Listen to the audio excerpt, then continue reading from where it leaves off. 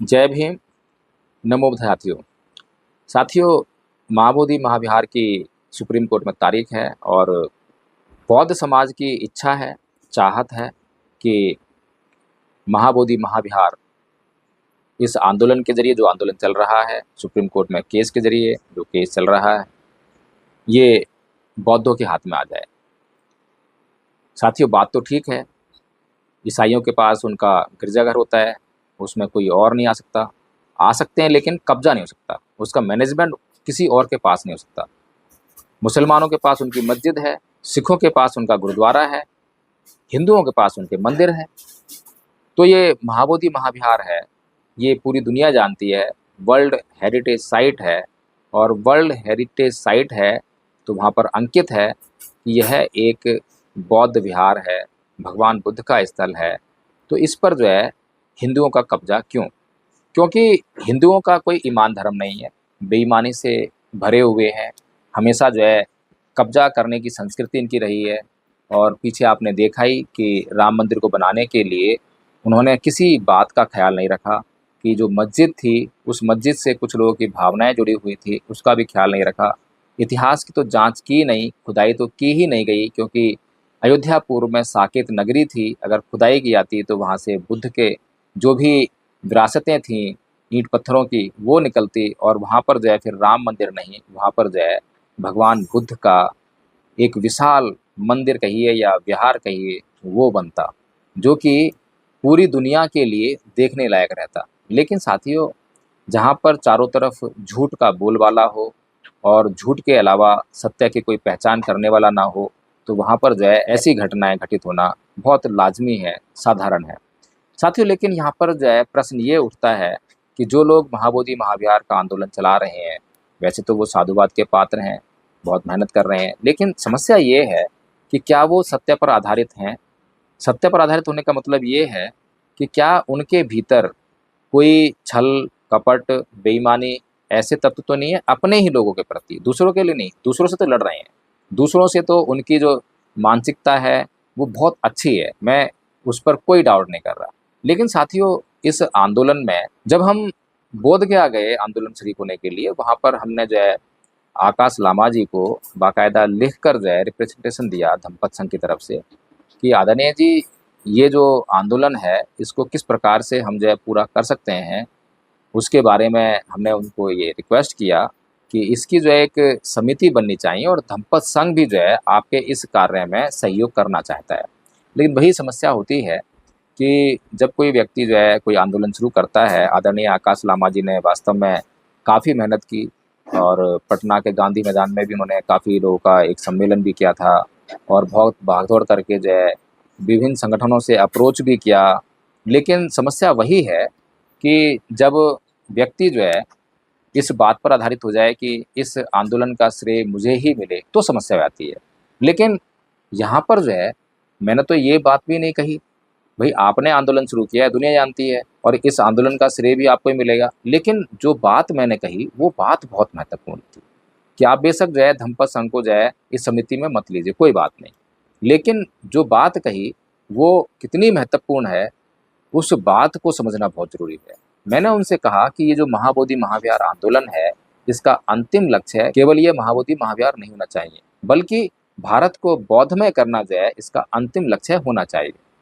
और फिर मैंने उनको कहा कि इस महाविहार को अगर हमने मुक्त करा भी लिया, तो हमारे पास जो है अभी कोई भिक्षु संघ नहीं है, इफेक्टिव भिक्षु संघ नाम तो बहुत हैं, कि जैसे कि अभी बहुत सारे भिक्षुओं के राज खुल रहे हैं, लेकिन कोई भी संघ जो है किसी भी प्रकार का कोई एक्शन नहीं ले रहा है, प्रमाण होने के बाद भी एक्शन नहीं ले रहा है। तो इसलिए अगर कोई भिक्षु संघ होता, मान लीजिए हम कहें कि भाई ये आदमी जिंदा है या मर गया, अगर जिंदा होता तो उसकी सांसें चल रही होती, वो कुछ हरकत कर रहा होता, तो उससे पता लगता है कि हाँ ये आदमी जिंदा है।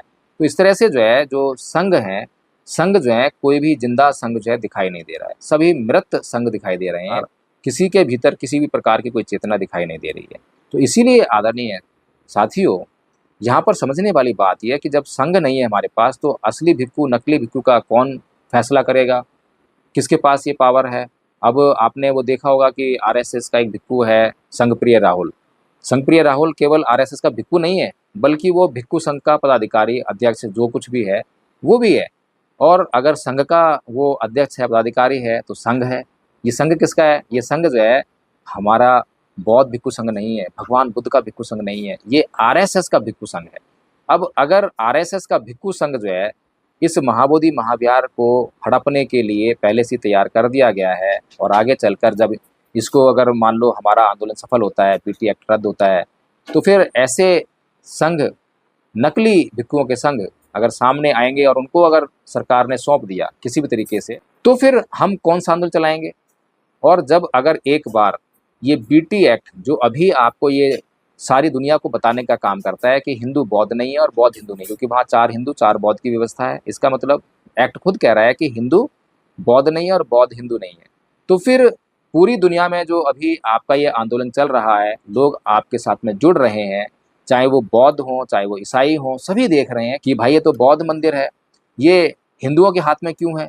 लेकिन अगर एक बार ये बीटी एक्ट रद्द हो गया और ये आरएसएस के हाथ में चला गया, ब्राह्मणों के हाथ में चला गया, ब्राह्मण बौद्धों के हाथ में चला गया, फिर क्या करेंगे? फिर तो सारे दुनिया में जो है एक ही बात जाएगी कि हाँ भाई ये बौद्ध विहार है, महाविहार है, और इसका संचालन जो है बौद्धों के हाथ में है। अब बौद्ध कौन से हैं? जाति से तो कोई पहचान कर नहीं सकते। भगवान बुद्ध के संघ में भी जो है ब्राह्मण थे, जिन्होंने कि बुद्ध के धर्म का खूब प्रचार किया। तो इसीलिए जो है साथियों, यहाँ पर एक सशक्त भिक्षु संघ की बहुत भारी ज़रूरत हो जाती है, जो कि ये निर्णय कर सके कि कौन सा भिक्षु असली है और कौन सा नकली है, और नकली को जो है अपने संघ से बाहर रख सके, और सरकार के पास जो है कोई चारा ना हो, सरकार जो है उस असली भिक्षु संघ से पूछ कर ही वहाँ मैनेजमेंट का निर्माण करे। साथियों, मेरी बात जो है गलत कहाँ है? अगर मेरी बात गलत नहीं है और आकाश लामा जी फिर भी उस पर जो है तवज्जो नहीं दे रहे हैं, तो इसका मतलब क्या है? साथियों, मैंने कई बार फ़ोन किए आकाश लामा जी को, और आकाश लामा जी हर बार जो है मुझे कहते थे कि हाँ मैं अभी दिल्ली आऊँगा, मीटिंग करेंगे, मीटिंग करेंगे। आज तक किसी मीटिंग की सूचना नहीं दी, जबकि धम्मपद संघ की बहुत भारी इच्छा है कि हम भी इस आंदोलन में आकाश लामा जी का सहयोग करें। साथियों, क्या ये हमारा अधिकार नहीं है? क्या हमें भी इस आंदोलन में भाग नहीं लेना चाहिए? और हमारे पास जो भी तमाम साधन हैं, जो कुछ भी है, अगर उसके ज़रिए हम जो है महाविहार को मुक्त कराने में अगर कुछ सहयोग दे सकते हैं, तो इसमें बुराई क्या है? साथियों, दूसरी एक और बात जो हमने उनसे कही कि भाई ये जो आपका आवरण है, आप तो गृहस्थ हो, आपकी बीवी है, आपका परिवार है, तो आप भनते नहीं हो, तो आप जो है ये जो आवरण है इसको क्यों पहनते हो? बार बार कहने के बाद भी वो अब भी जो है वही आवरण पहनते हैं, वही जो ड्रेस है वो पहनते हैं। कारण क्या है? कारण ये है कि इस देश में अंधश्रद्धा का माहौल है, और चीवर के प्रति श्रद्धा रहती है लोगों में। तो चीवर के प्रति श्रद्धा है, लेकिन अगर किसी व्यक्ति ने उस श्रद्धा की जांच नहीं की, चीवर में जो लोग हैं, चीवर में जो भी व्यक्ति है उसकी जांच नहीं की, तो फिर वो श्रद्धा रही या अंधश्रद्धा रही?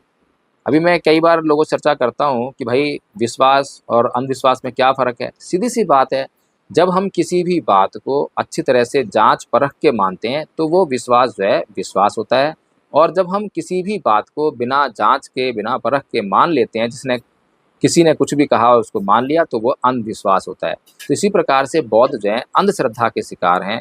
इसीलिए जो है लामा जी को ऐसा लगता है कि अगर मैंने ये उतार दिया लिबास जो है, तो फिर लोग मुझे सम्मान नहीं देंगे। ताज्जुब हो गया साथियों जब साइंस जर्नी चैनल ने भी आकाश लामा जी को बुलाया, और उन्होंने भी जो है भंते आकाश लामा कहकर जो है वहाँ पर लिखा, अपना थंबनेल बनाया और उनको भंते आकाश लामा कहकर संबोधित किया। लेकिन आकाश लामा जी ने एक बार भी ये नहीं कहा कि मैं भंते नहीं हूँ, मैं एक गृहस्थ हूँ, इसलिए मुझे जो है आप भंते ना कहें।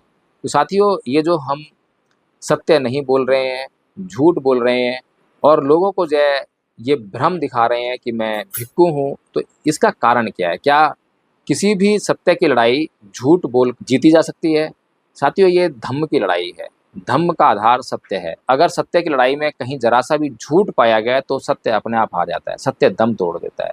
साथियों, अभी मैंने कल भी फ़ोन किया था, मेरी फ़ोन पे बात हुई, तो मैंने जानबूझकर जो है आकाश लामा जी को बोला कि बंदामी भंते जी, उन्होंने कहा मंगल हो। साथियों, हद हो गई, क्या करें? कैसे बताएं, कैसे समझाएं लोगों को? तो साथियों, ये धम्मपद संघ की मुहिम है कि लोगों को धम्म बताना, धम्म की जानकारी देना, और समाज में जो आंदोलन चल रहे हैं उसके बारे में बताना, उसकी जांच करना सिखाना, बौद्ध भिक्षुओं की जांच करना सिखाना, बौद्ध और अबौद्ध का निर्णय करना सिखाना। तो साथियों, धम्मपद संघ जो है इस कार्य को बहुत मेहनत से, परिश्रम से कर रहा है। आप लोग भी जो है धम्म संघ से जुड़कर अपना ये अध्ययन कर सकते हैं, कोर्स बनाया है, कोर्स कर सकते हैं और भारत को बुद्धमय करने में अपनी भूमिका निभा सकते हैं। अगर आपको जो है धम्म संघ जुड़ना है तो आप जो स्क्रीन पर नंबर फ्लैश किए जा रहे हैं, उनसे संपर्क करें और तुरंत जो है धम्म संघ जुड़कर इस मुहिम का हिस्सा बनें। जय भीम, नमो साथियों।